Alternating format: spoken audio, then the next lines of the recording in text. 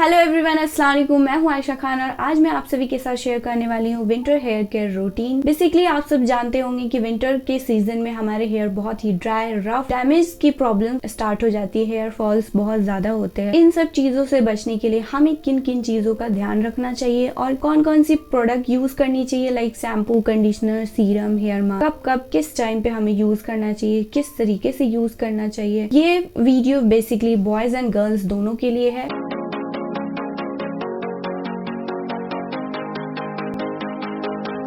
Basically इस season में क्या होता है, अगर हम घर से बाहर निकलते हैं तो बाहर का जो वेदर रहता है, जो टेम्परेचर रहता है विंटर में, वो बहुत ही ठंडा रहता है। एंड जब हम घर के अंदर आते हैं, हम ऑब्वियसली हम घर के अंदर हीटर वगैरह लगा के रखते हैं, जिसकी वजह से रूम टेम्परेचर डिफरेंट रहता है। डिफरेंट रूम टेम्परेचर की वजह से हमारे जो हेयर्स है वो रफ होने लगते हैं, फ्रीजी हेयर्स होने लगते हैं। ये इन सब चीजों से हम कैसे बचें, ये भी सारी चीजें मैं इस वीडियो में आप सभी के साथ शेयर करने वाली हूँ। तो मोस्ट इम्पोर्टेंट, आप सभी को इन बातों पे ज्यादा ध्यान देना है। विंटर के सीजन में आपको हीटर मशीन या फिर स्ट्रेटनिंग, कर्लिंग, कोई भी टाइप के हीट मशीन अप्लाई नहीं करना है। बिकॉज आप कोई भी हीट प्रोडक्ट आप यूज करते हैं या हीट मशीन, आयनिंग वगैरह आप अपने हेयर पे अप्लाई कर रहे होते हैं, उससे आपके हेयर्स बहुत ज्यादा ड्राई होती है। ड्राई होने की वजह से आपके हेयर्स बहुत फ्रीजी हो जाते हैं, डैमेज होने लगते हैं एंड हेयर ग्रोथ में भी प्रॉब्लम्स आती है। एंड दो मुंहे बाल, जिसे स्प्लिट्स भी कहते हैं, वो भी उस प्रॉब्लम्स को भी फेस करना पड़ता है, जिसकी वजह से आपके हेयर्स दो मुंहे बाल होने लगते हैं, जिसकी वजह से आपके हेयर ग्रोथ में भी रुकावट आती है, आपकी हेयर ग्रोथ भी बहुत स्लो हो जाती है। इस बात का खास तौर पे आप सभी को ध्यान देना है ताकि आपके हेयर्स हेल्दी रहें इन अ winter season.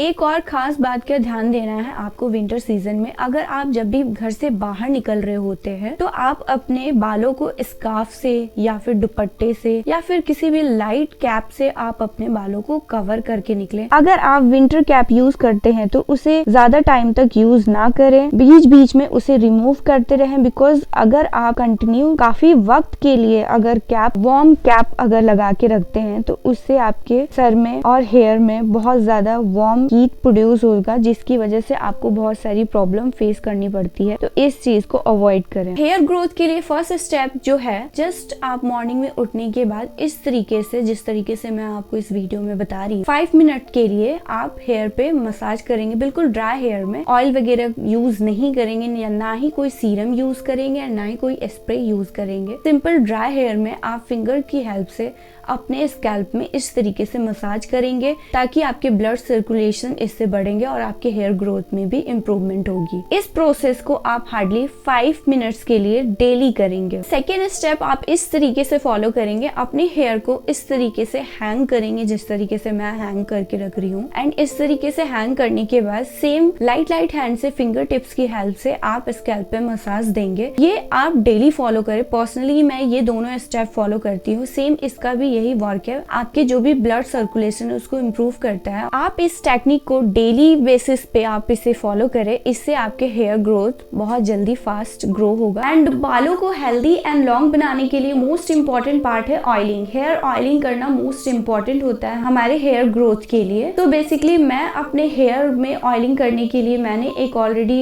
Homemade hair oil use करती हूँ, जो मैंने खुद पर्सनली बनाया है, कि भी वीडियो ऑलरेडी अपलोडेड है मेरे चैनल पे। आपने अभी तक उसे नहीं देखा है तो वहां से आप मेरे चैनल पे जाकर वहां से चेकआउट कर सकते हैं। उसके लिंक मैंने डिस्क्रिप्शन बॉक्स में डाल दिए हैं, वहां से आप इजीली चेकआउट कर सकते हैं। अगर आपके पास वो ऑयल नहीं है या फिर आप नहीं बना सकते, आपके पास इतना टाइम नहीं है, तो जो भी आप हेयर ऑयल यूज करते हैं अपने हेयर के लिए, आप वो यूज कर सकते हैं। उसे इस तरीके से डबल बॉइलिंग प्रोसेस की हेल्प से हल्का गर्म करेंगे। उसके बाद आप अपने हेयर में अच्छे से अप्लाई करेंगे। इसे आप एटलीस्ट वीक में 2 बार जरूर करें। इससे हमारे हेयर हेल्दी, लॉन्ग, शाइनी होते हैं। इससे हेयर फॉल की प्रॉब्लम्स दूर होती हैं, डैंड्रफ की भी प्रॉब्लम्स दूर होती हैं, ड्राइनेस दूर होती है, damage hairs and frizzy hairs भी इससे दूर होते हैं। तो कभी भी आप हेयर ऑयल विंटर में यूज करते हैं तो उसे हल्का गुनगुना करके ही यूज करें। आप सब एक बात का खास तौर पे ख्याल रखें, विंटर में कभी भी आप अपने हेयर को ज्यादा गर्म पानी से वॉश ना करें। ज्यादा कोशिश करें नॉर्मल लाइट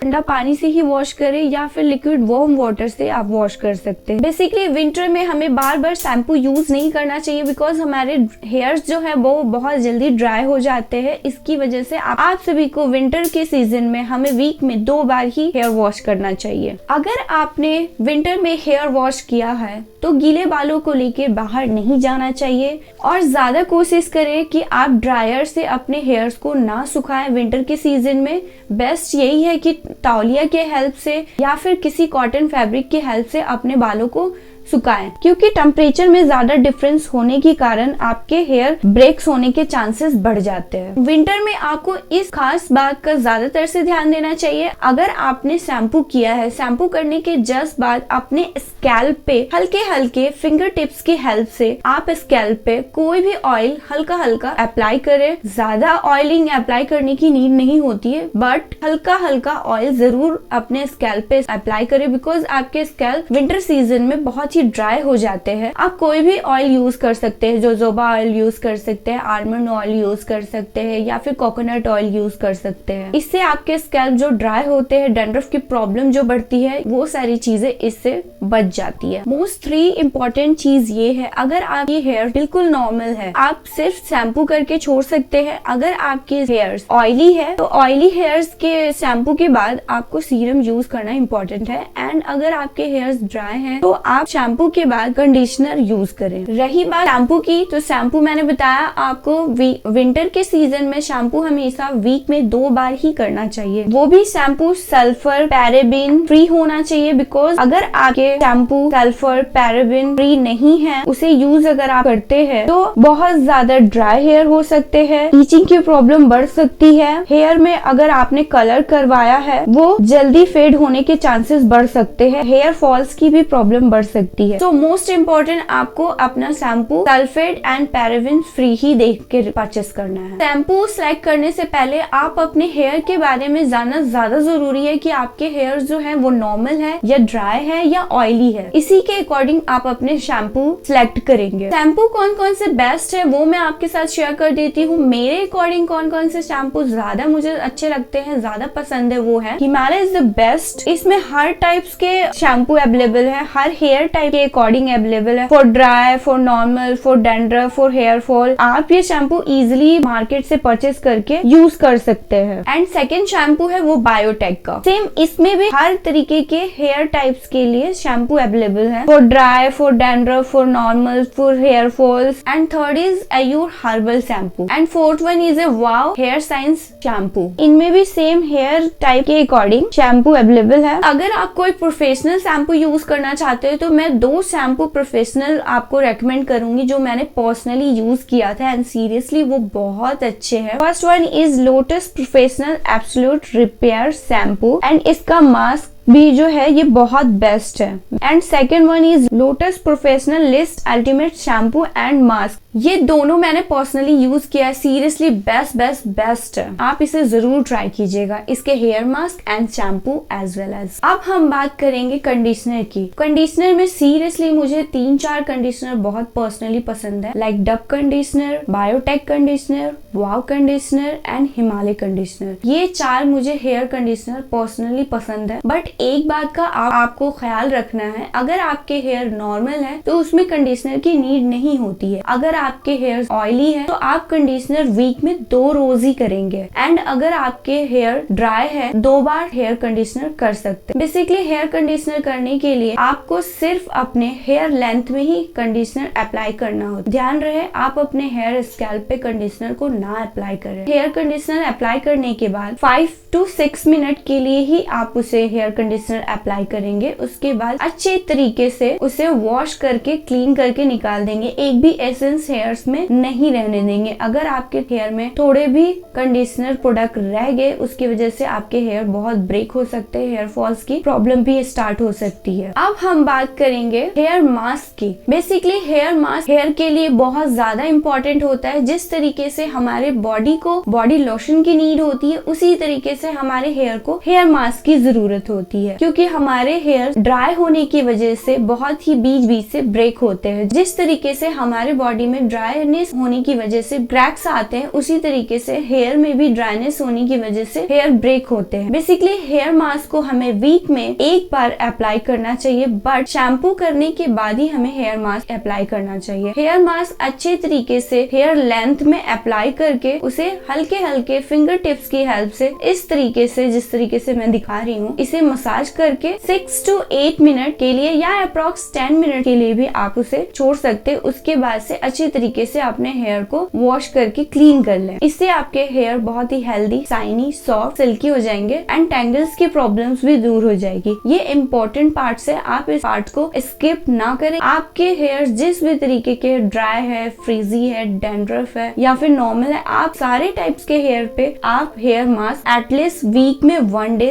जरूर अप्लाई करें। हेयर मास्क में मुझे 3 हेयर मास्क बहुत अच्छे लगते हैं, लाइक हिमालय के, जिस तरीके से आप देख सकते हैं, मैं आपको शो कर रही हूँ। इसमें हर तरीके के हेयर टाइप्स के अकॉर्डिंग इसमें हेयर मास्क आते हैं। आप इजिली ये बिल्कुल रिजनेबल प्राइस में आपको मिल जाती है मार्केट में। सेकेंड है मामा अर्थ का, आप ये भी यूज कर सकते हैं hair mask for fast hair growth. And रही बात प्रोफेशनल हेयर मास्क की, तो मैंने 2 लोटस प्रोफेशनल हेयर मास्क बताए हैं, ये वाले मैं ये दोनों यूज करती हूँ। अगर आप अपने बाल को सिल्की, शाइनी, सॉफ्ट बनाना चाहते हैं तो वीक में आप एक बार एप्पल साइडर विनेगर का इस्तेमाल करें। इसे इस्तेमाल करने के लिए आपको चाहिए 1 चम्मच एप्पल साइडर विनेगर ले रहे हैं, उसके डबल ट्रिपल क्वांटिटी में उसमें पानी की क्वांटिटी मिलाएं। मिक्स करने के बाद आप इस तरीके से अपने हेयर्स पे पूरे बालों पर एप्पल साइडर विनेगर को डालकर क्लीन कर लेंगे, जिससे आपके बाल बहुत ही सिल्की, शाइनी, स्मूथ हो जाएंगे। इस स्टेप को सिर्फ आपको वीक में